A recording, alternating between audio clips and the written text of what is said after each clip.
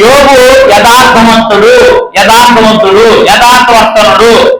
ఈరోజు మనం ఎంత ఎదిగినా కనబడండి ఒకటే ఒక ఉందండి, యథార్థత.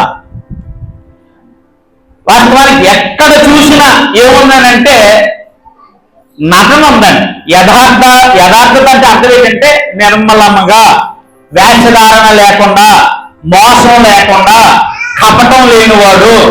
యోబు కపటం లేనివాడు, వేషధారణ లేనివాడు, మోసము లేనివాడు, నిర్మలంగా ఉండేవాడు యోబు. నటించడం, నటన కాదు.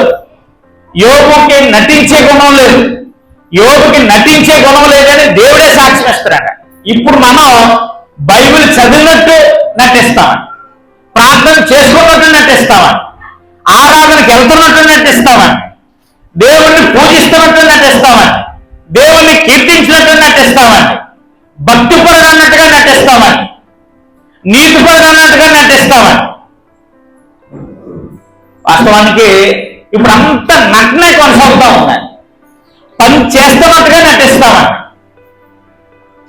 ఒకవేళ దేవుడే ఒక సాక్ష్యం ఇస్తే నా గురించి వాస్తవానికి ఏమిస్తాడు అనేటువంటి ఆలోచన మనలో ఉండాలి.